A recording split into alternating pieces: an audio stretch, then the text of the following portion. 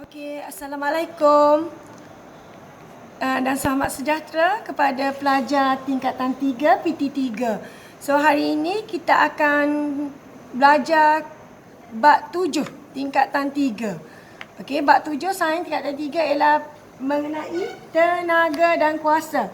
Okey, bab ini mempunyai 3 subtopik, iaitu subtopik yang pertama ialah tenaga, kerja dan kuasa. Kedua, tenaga, keupayaan dan tenaga kinetik. Ketiga, prinsip keabadian tenaga. Okey, so sebut pasal tenaga dan kuasa, sebagaimana kita tahu semasa di tingkatan 1 dahulu kita pernah belajar bab ini. Okey, bab tenaga ya. Okey, boleh bagi tahu cikgu contoh-contoh tenaga? Okey, contoh tenaga ialah yang kita belajar bab sebelum ni pula, bab 6, iaitu tenaga dibarui dan tenaga tak boleh dibarui. Sebagaimana kita tahu, tenaga inilah penting untuk menghasilkan suatu kerja. Okey, so kita tengok subtopik yang pertama, tenaga, kerja dan kuasa. So apakah yang dikatakan oleh tenaga? Okey, so merujuk kepada buku teks, tenaga adalah keupayaan untuk melakukan kerja. Okey, unit yang kita gunakan di sini adalah unit joule. Okey, simbol dia adalah J huruf besar, iaitu unit SI yang kita gunakan untuk mewakili tenaga dalam pembelajaran sains. Okey, tenaga. Yang kedua kita nak tengok apa tu daya. Daya diperlukan oleh berat badan kita untuk melawan graviti.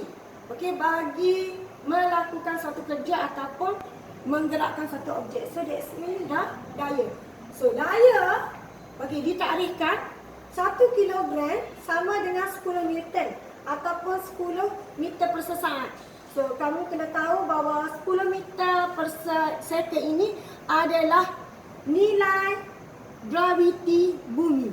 Okey. Okey. 1 kilogram sama dengan 10 Newton bermaksud 10 Newton daya diperlukan bagi mengangkat ataupun menggerakkan objek sebanyak 1 kg. Okey? Itu ialah tenaga dan daya. Okey, sekarang kita nak tengok apa itu kerja. Okey, kerja adalah sejumlah tenaga yang diperlukan untuk menggerakkan objek dari satu tempat ke satu tempat yang lain. Okey? Formulanya ialah kerja sama dengan daya darat sesaran. Okey? Okey. Formula ini dibuat berdasarkan definisi di atas. Okey? So daya adalah sejumlah tenaga bagi menggerakkan objek daripada satu ke tempat tertentu ialah sesaran. So sesaran membawa masuk jarak dari satu tempat ke satu tempat yang lain. Itu sesaran. So kerja diwakili oleh huruf W huruf besar, daya F huruf besar, sesaran ialah S huruf kecil. So kerja diwakili W sama dengan Fx. Okey. Okey, so untuk kerja ni yang pertama kamu kena tahu definisi dia. Yang kedua, formula yang digunakan untuk pembelajaran sains. Okey, so apabila ada formula, pastikan penggunaan formula itu dengan unit yang betul. Okey, so untuk daya kita guna unit Newton, untuk sesaran meter. Okey, kat sini pelajar perlu berhati-hati untuk membuat pengiraan ni. Kalau dia bagi dalam unit sentimeter, jarak ataupun sesaran, ataupun dalam unit kilometer, untuk membuat pengiraan pastikan kita tukar dalam unit meter. Okey, untuk dapatkan Newton pula selalu diberi dalam bentuk jisim kan. So jisim yang diberi mesti dalam kg. Baru boleh darab dengan 10 dan baru boleh dapat nilai Newton.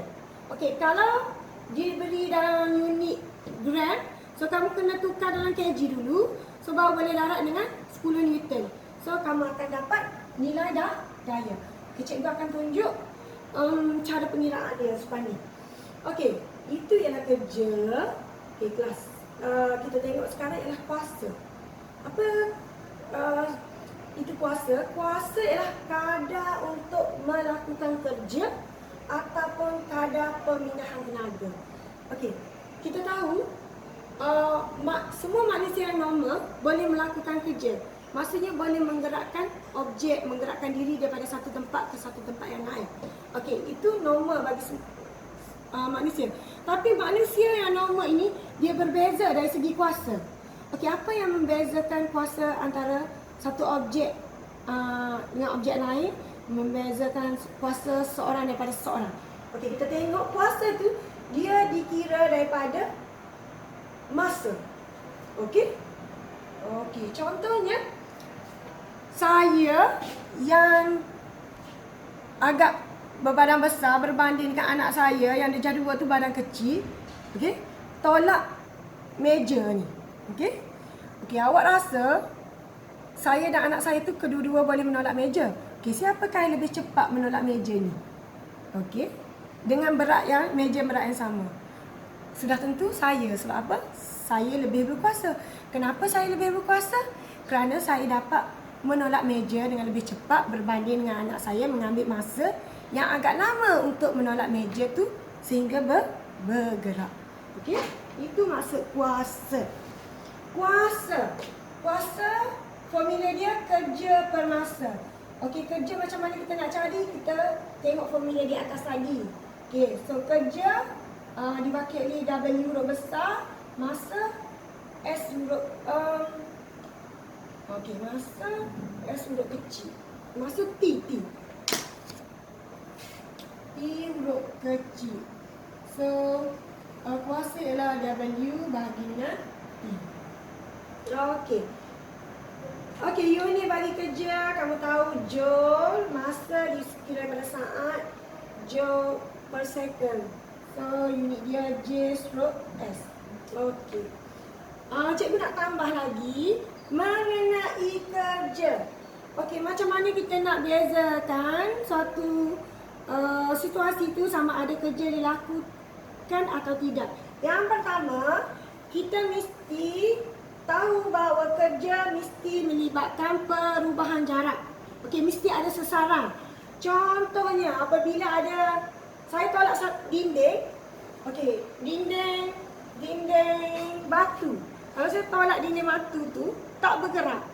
Walaupun saya dengan sekuat tenaga, dengan sedaya mungkin saya menolak dinding batu, tapi dia tidak bergerak. Apabila tidak bergerak, maksudnya tidak ada kerja dilakukan. Okey? Sebab apa? Sebab tidak ada perubahan sasaran. Okey. Okey, banyak lagi cara untuk membezakan kerja tak kerja. Kita akan belajar lebih lanjut lepas ni apabila kita menjawab soalan-soalan berkaitan. Okey, so cikgu nak bagi contoh yang mudah sajalah untuk mengira kerja. Okey, katakanlah ini ada buku.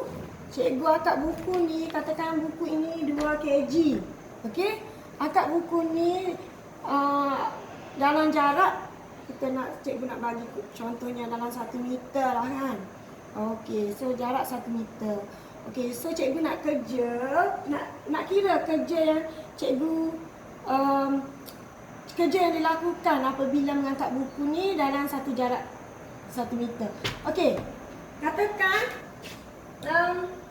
buku tu jisen dia 2. Okey, jarak 1 meter. Jisen 2 kg. So boleh kita darat terus? Tak boleh kan? So 2 kg ni kena tukar dalam unit Newton. Macam mana nak tukar dalam unit Newton? Kita kena darat dengan 10. So 2 darat 10. So darat dengan 1 meter. So dapat 20 Newton darat 1 meter sama dengan 20 Joule. Okey. Itu ialah cara ringkas untuk mengira kerja. Okey, kita tengok kuasa pula. Okey, jadi saya dah buat kerja. Jadi masa yang diperlukan saya untuk mengangkat buku ini kepada kedudukan atas ini hanya 2 saat saja. So, saya boleh kira kuasa saya. Macam mana kira kuasa? Macam ni lah kerja. Daya, darat, jarak per masa. So, okey, kerja kita tahu dah 2 joule. So, masa saya kata saya hanya ambil masa 2 saat. So, 20 bahagian 2, so dapat 10 joule per second. Per saat. Okey. Itu saja pasal 7.1 secara ringkas je daripada cikgu ya. Okey, kita terus pada 7.2 mengenai tenaga keupayaan dan tenaga kinetik. Okey. Apakah yang dikatakan dengan tenaga keupayaan? Okey, tenaga keupayaan adalah tenaga yang disebabkan oleh kedudukan dan keadaan. Manakala tenaga kinetik yang dimiliki oleh objek yang bergerak. Okey. Tenaga keupayaan pula dibahagi pada tenaga graviti dan tenaga keupayaan kenyal. Tenaga keupayaan graviti merujuk kepada kedudukan suatu objek, manakala tenaga keupayaan kenyal merujuk kepada keadaan suatu objek itu. Okey, apakah yang dimaksudkan tenaga keupayaan graviti? Ialah kerja yang dilakukan untuk mengangkat objek ke suatu ketinggian dari satu permukaan bumi ataupun dari satu tempat lah. Okey, contoh je buah durian yang tergantung di pokok. Okey, nak kira tenaga keupayaan dia, formula dia mgh. Okey, maksudnya ni katakan ada buah kelapa dekat pokok ni kan. Okay, so buah kelapa kat pokok. Okey, ketinggian dari buah kelapa dari permukaan bumi ni kita katakan h. Okey. H. Okey, ketinggian dia. Graviti dia kita tahu 10 ms ataupun 10 Newton. Okey, Gc ialah Gc yang dimiliki oleh buah kelapa. So kita nak tahu tenaga graviti dia macam mana. So kita buat sedikit pengiraan dia. Katakan Gc ini adalah 2 kg. Dia punya graviti adalah 10 ms. Dia punya ketinggian ialah let's see 5 meter. So 20 darab 5. So jawapan dia ialah tenaga keupayaan graviti yang dimiliki oleh buah kelapa ialah 100 joule. Okey. Simple saja. Untuk membuat pengiraan, pastikan unit yang digunakan adalah betul. Kalau dia bagi dalam bentuk gram, miligram, untuk membuat pengiraan kita mesti tukar dulu unit itu ke dalam kg. Okey, meter saat. Okey, ketinggian kalau dia bagi dalam sentimeter atau kilometer, tak boleh terus buat pengiraan.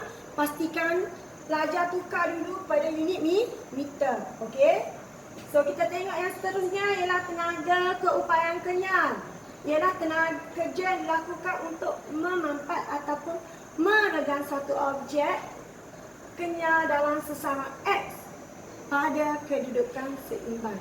Okey, contohnya spring. Okey. Spring kita ambil dalam kedudukan yang seimbang. So spring tu kita boleh mampatkan dia naik ke atas menjadi lebih pendek. Ataupun spring itu kita boleh regangkan dia menjadi lebih panjang. Okey, regangan ataupun mampatan spring daripada kedudukan asal dia panggil sesaran X. Okey, contoh tenaga keupayaan kenyal ialah spring lah. So macam mana pengiraan dia guna unit 1/2 Fx. So F tu semua tahu, F ni ialah daya yang dimiliki objek itu. Okey, daya Newton. X ialah sesaran. Okey, saya dah bagi tahu tadi apa dia sesaran. Okey. So, tenaga keupayaan kenyal, unit dia Newton meter ataupun unit SI dia joule. Okey, saya akan bagi contoh macam biasa, contoh ringkas. Okey, katakan spring. Okey, pada spring pada kedudukan biasa ialah 5 meter. So, apabila saya tarikkan spring tu, dia jadi 10 meter. Okey. Dia tarik sebab apa? Sebab kita ada beban yang 2 Newton. Okey, jadi nak kira tenaga kinetik dia, just masuk dalam formula. kita ambil dia punya ni 2 Newton. Kalau dia bagi dalam bentuk jisim, kita kena tukar darab dengan 10 untuk tukar dalam unitnya Newton. So M ialah sasaran dia. Sasaran dia berapa? Sasaran dia 10 tolak 5. So kita dapat 5. So tenaga kinetik yang dimiliki ialah 5 Joule. Okey?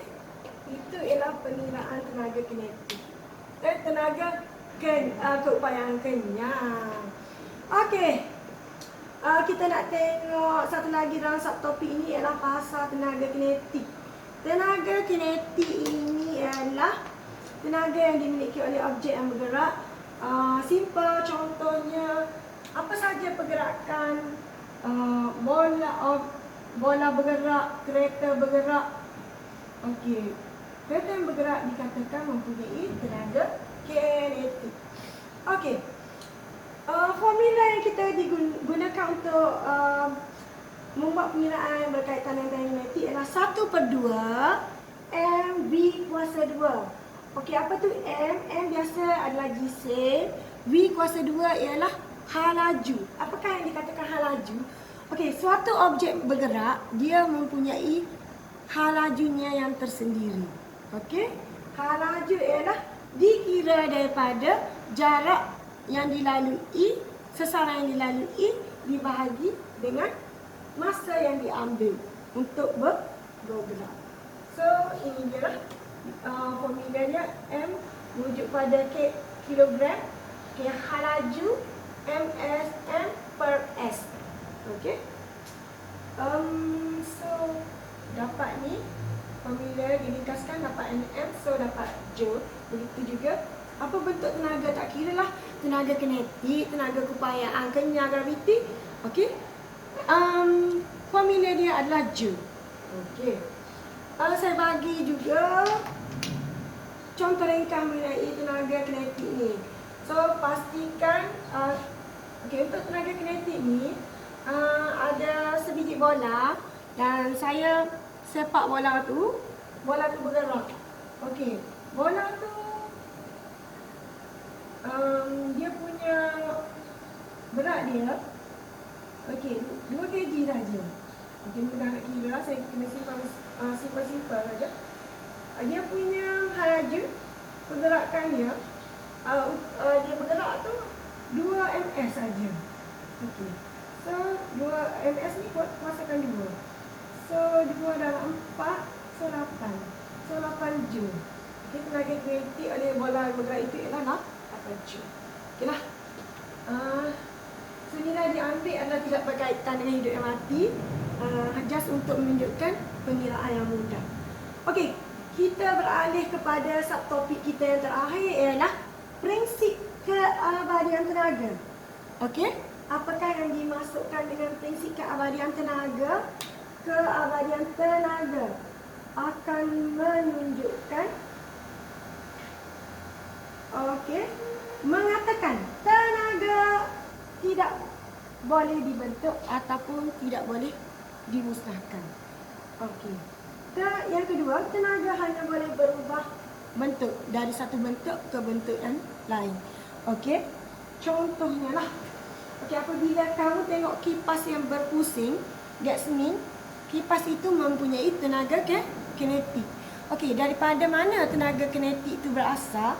Daripada tenaga elektrik. Okey. Maksudnya tenaga kinetik itu tidak dicipta. Okey. Dia berasal daripada tenaga elektrik. Tenaga elektrik daripada mana? Tenaga elektrik daripada tenaga hidro, tenaga nuklear, banyaklah sumbernya. Okey, daripada mana semuanya? Semuanya asal daripada tenaga matahari. Okey. Itu ialah menunjukkan prinsip keabadian tenaga. So dalam prinsip keabadian tenaga ini, kita akan tengok lebih jelas dalam konteks sistem ayunan. Sistem ayunan ini terbagi pada 2, banda ringkas dan spring terbeban. Okey, kita nak tengok contoh banda ringkas ni. Kita pernah buat eksperimen ni semasa kita di tingkatan 1. Okey, so kita masa tingkatan 1 tu, kita perlu mendapatkan beberapa tempoh ayunan. Okey, macam mana kita nak kira satu ayunan?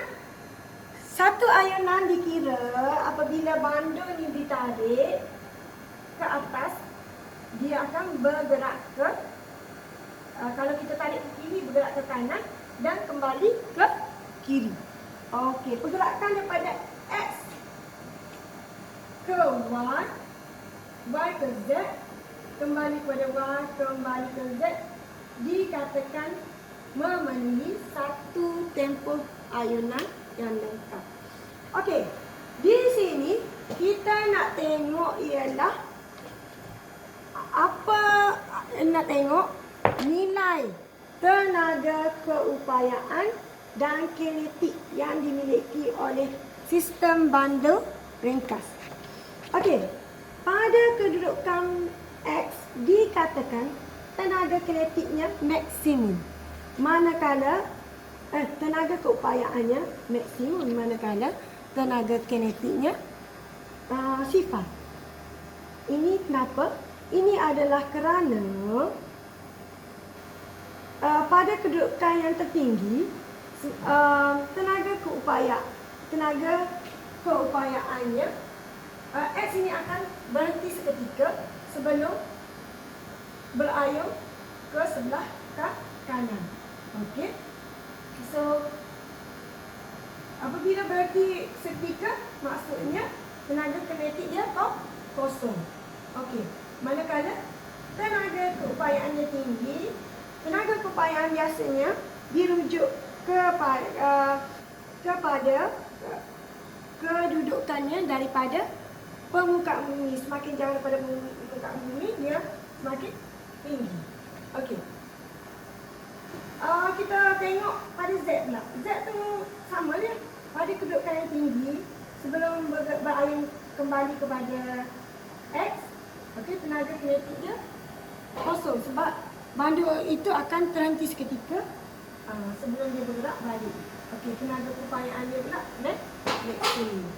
Okey, pada Y pula tenaga upayaan dia rendah lah. Okey, so dari tinggi dia rendah ke tinggi balik. Tenaga kinetik pula dia semakin dia tinggi. Okey, so sini minimum, sini maksimum. Okey, ringkasnya sebenarnya kalau nak faham agak sukar, tapi apabila kamu tengok balik, study benda ni, dia sebenarnya mudah. Okey, jadi soalan yang selalu ditanya pula ialah tenaga. Okey, apakah nilai tenaga keupayaan dan tenaga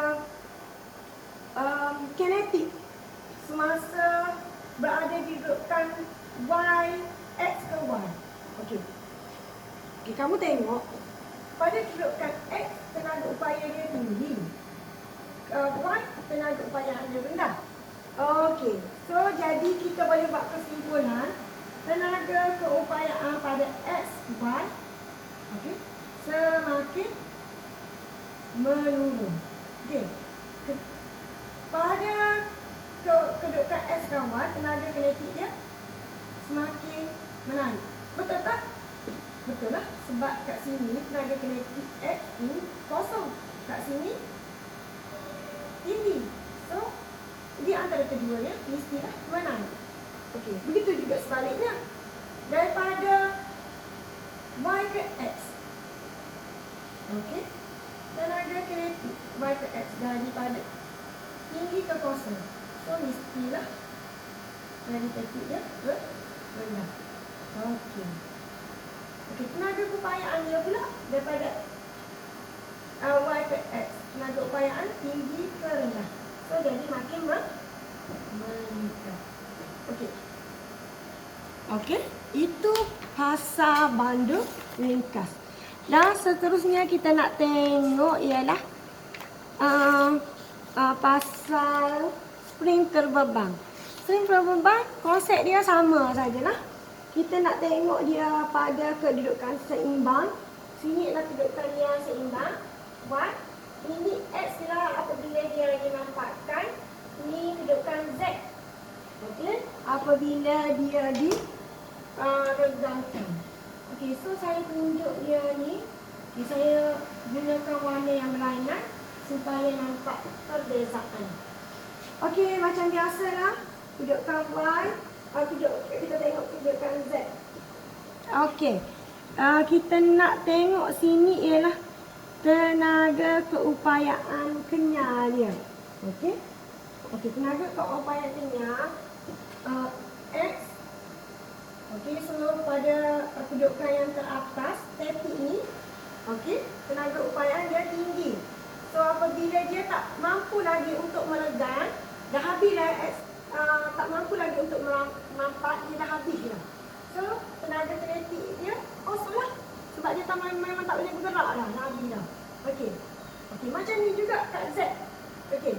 Dah apabila kita regangkan, kita letak beban ni, dia akan meregang. So kan dia meregang sehabisnya. Apabila sehabisnya, maksudnya dia tak bergerak dah. Tenaga kinetik ni ke tempat yang paling bawah lagi.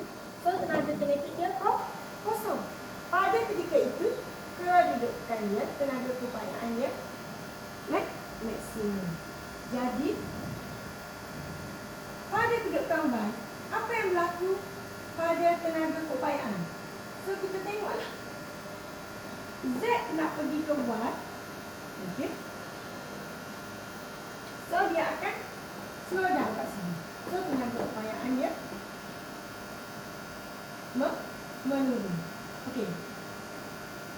Yang ni apabila sini kosong, sini tenaga kinetik dia menaik. Okey. Itu prinsip dia, kamu kena tahu. Dia meregang dengan memanjang. Okey. Satu lagi dari kesimpulan ini, dia adalah untuk menunjukkan tenaga keupayaan ini sama dengan tenaga kinetik. Okey, untuk lebih lanjut, kamu faham pasal ini, kita akan tengok dalam pembicaraan kita yang terakhir dalam masa sistem tertutup. Apakah yang dikatakan sistem tertutup? Sistem tertutup ini memenuhi prinsip keabadian tenaga. Okey, iaitu ia mengatakan jumlah tenaga keupayaan dengan tenaga kinetik adalah malam. Adalah malam maksudnya jumlah tenaga ini, okey, ini tenaga keupayaan, ini tenaga kinetik. So jumlah tenaga keupayaan adalah sama dengan tenaga kinetik dengan syarat. Okey, ada syarat. Okey, sebagaimana yang kita tahu, semasa berlakunya perubahan tenaga, okey, contoh daripada elektrik ke tenaga kinetik ni, sebahagian besar sahaja tenaga ditukar kepada tenaga yang berguna. Okeynya, okey, maksudnya tenaga kinetik yang terhasil ni adalah bukan sebanyak tenaga elektrik yang dibekalkan. Kenapa? Okey, semasa tenaga yang dihasilkan tu, ada beberapa proses lain yang berlaku. Contohnya apabila tenaga kinetik ni dihasilkan, dia akan menyebabkan geseran. So geseran akan menyebabkan haba, tenaga bunyi. Itu adalah tenaga yang tidak berguna. Maksudnya tenaga yang tidak berguna ni lebih banyak daripada tenaga yang berguna. Dan jadi untuk prinsip keabadian tenaga ni, kita abaikan bahawa tiada daya luar yang bertindak, contohnya daya geseran, dan tiada tenaga yang tidak berguna dihasilkan. Okey, oleh itu sistem tertutup ini boleh dicapai dengan andaian apabila tidak ada tenaga luar bertindak dan tidak ada tenaga yang tidak diguna dihasilkan. Okey, sistem tertutup mengatakan jumlah tenaga keupayaan adalah sama dengan jumlah tenaga kinetik yang hasil. Okey, so ni penting dalam untuk pengiraan kebak lah. So untuk kelas seterusnya cikgu akan ajar macam mana nak buat pengiraan, dan satu lagi boleh rujuk pada contoh pengiraan dalam PowerPoint cikgu. Cikgu rasa ini saja untuk bab 7 kali ini. Okey, sehingga kita berjumpa lagi. Sekian, terima kasih.